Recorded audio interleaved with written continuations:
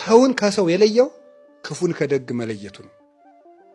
ዕውቀት ሳይኖረው ዝም ብሎ በድንቁርና የሚኖር ሰው ሃይማኖቱን አያውቅ፣ ታሪክ አያውቅ፣ ስርዓት አያውቅ፣ አነጋገር አያውቅ፣ አኗኗር አያውቅ፣ የሰማይ ሕይወት አያውቅ፣ የሰው ነገር አያውቅ፣ የሚናገረውን አያውቅ፣ የሚተወውን አያውቅ። የሁሉም ማያውቅ ሰው ቦታውን አያውቅ፣ ጊዜውን አያውቅ። ከማይናገርበት ላይ ይናገራል፣ ከሚናገርበት ላይ ዝም ይላል። ለሚሰጠው ይነሳል፣ ለማይገባው ይበትናል። የሚያደርገውን የማያውቅ ሰው ይሄ እንስሳ ነው። ጌታችን ኢየሱስ ክርስቶስ መጥቶ ያወጣን ከምንድን ነው? ከእንስሳነት ነው። ታውቃላችሁ፣ ሲወለድም በቤተልሔም በምን መካከል ነው የተወለደው? በእንስሳት በረት ነው የተወለደው። አሁንም መጣና ደግሞ እንስሳቱን ከቤተ መቅደስ አስወጣቸው። ከእንስሳነት ላወጣችሁ ያ ቤዛነት ነው የቤተልሔሙ። ከእንስሳነት ላወጣችሁ በእንስሳት መሃል ተወለድኩ ነው፣ ቤዛነት ነው። የአሁኑ ደግሞ እንስሳነታችሁን አስወግዱ ነው፣ አዋቂ ሁኑ ነው፣ ብልሁ ነው፣ ብልሁ ነው። የድሮ እኮ ክርስቲያኖች፣ በሐዋርያት ዘመን የነበሩ ክርስቲያኖች፣ ሁሉም ክርስቲያኖች ወንጌልን በቃላቸው ያጠኑ ነበር። ሴት የለ፣ ወንድ የለ፣ መነኩሴ የለ፣ ባለትዳር የለ፣ ምዕመናን የለ። ከሐዋርያት ጀምሮ እስከ 4ኛው ክፍለ ዘመን እስከ ቅዱስ እንጦንስ ድረስ ያሉት ምዕመናን መጽሐፍ ቅዱስን በቃላቸው የሚያጠኑ የሚያውቁ ናቸው። ሲጀመር ማቴዎስ ወንጌልን በቃሉ ሳይዝ እንኳን ምንኩስና የሚሰጠው መነኩሴ አልነበረም። በቃሉ አጥንቶ የዲያብሎስን ክፉና ደጉ ውጊያውን አውቆ ነው። ዲያብሎስ በምን ይመጣል? በምን ድል ይነሳል? ከዲያብሎስ ሽንገላ ያልወጣ ሰው እግዚአብሔርን ተከትሎ ከወደቡ መድረስ አይችልም። የዲያብሎስን ተንኮል የለየ ሰው ነው። አይምሮው የጠራለት ሰው ነው። ይሄ ላለው ሰው ነው አይምሮ መንፈሳዊ የሚባል ደግሞ የሚሰጠው፣ የተሰወረውን ማወቅ። አይምሮ ጠባይ ለተሰጠው ሰው፣ በዚያ ለሰራበት ሰው አይምሮ መንፈሳዊ የብቃት እውቀት ይሰጠዋል። ያ እንዲሰጠው እንስሳነታችሁን በመማር መጽሐፍ በመመልከት አውጥታችሁ ጣሉ ነው። በድንቁርና የምንኖርበት ጊዜ ይበቃል። ደጋፊ ክርስቲያን ለቤተ ክርስቲያን አይጠቅማትም። ይጠቅማታል? ደጋፊ ማለት ምን ማለት ነው? ዝም ሆ ሆ ሆ ሆ ሆ የሚል ማለት ነው። አሁን ህዝቡ ራሱ እየተባለ እርስ በርሱ እየተዋደነ እያለቀ ነው።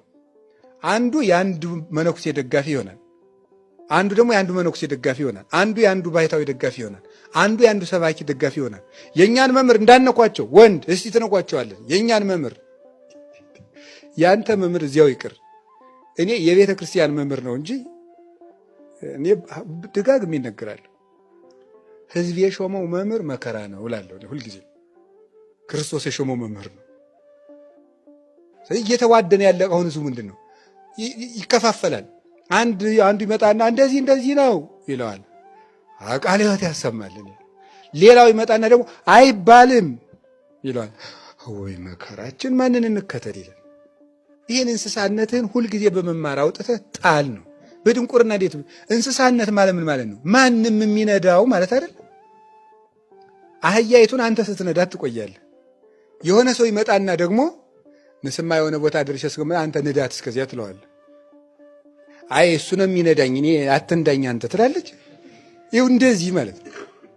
የሚነዳ አህያ ነው ያገኝ የሚነዳው ማለት እንዲህ። ከእናንተ መካከል ያለ በእውነቱ እይኩኑ ብዙሃን መምህራን እሙስቴ ትክሙ፣ ብዙ መምህር አታብጁ እስመ ቅሩሙስና ነበዲባ አንቀጽ። ሁላችንም እንደምንሰናከል ታውቃላችሁ፣ መምህር አታብዙ ብሏል ቅዱስ ያዕቆብ በመልእክቱ። ለምንድን ነው ሁሉ አሁን የኢትዮጵያ ኦርቶዶክስ ተዋሕዶ ቤተክርስቲያን ምዕመናንን ያም እየተነሳ ልክ የሌለው አጥር የሌለው አንዱ መጥቶ እንዲህ ነው፣ አንዱ መጥቶ እንዲህ ነው፣ መቶ አይነት ነገር በሚዲያ እየተነገረ የህዝቡ ልብ መከራውን የሚያየው ለምንድን ነው? ስለማንማር። ስር ጀምረን ቤተክርስቲያኒቱ ወንበር አልፈታች፣ ጉባኤ አላጠፈች፣ መጻሕፍቶቹ አልጠፉ።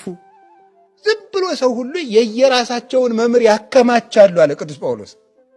የየራሳቸውን መምህር ያከማቻል።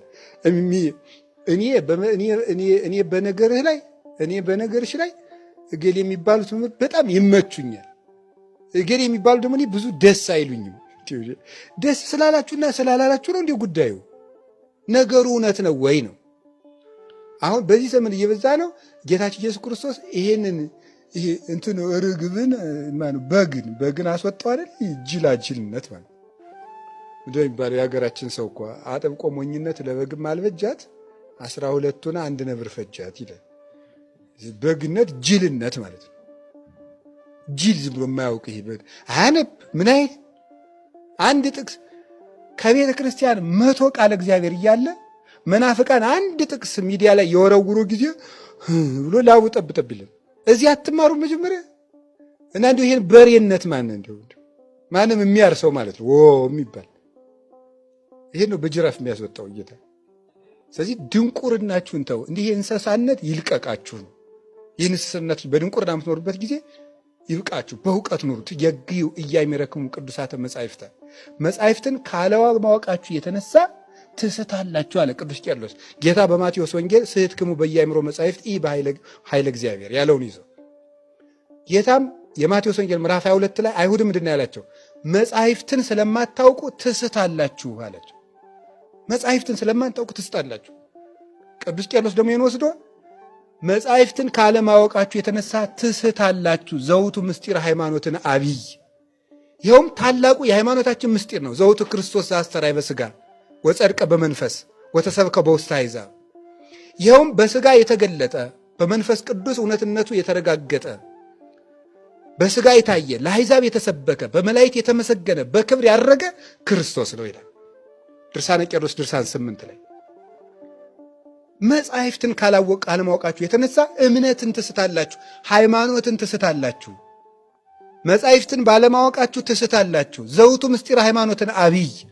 የምትስቱትም ከሌላ አይደለም፣ ታላቁን የእምነታችን ምስጢር ነው።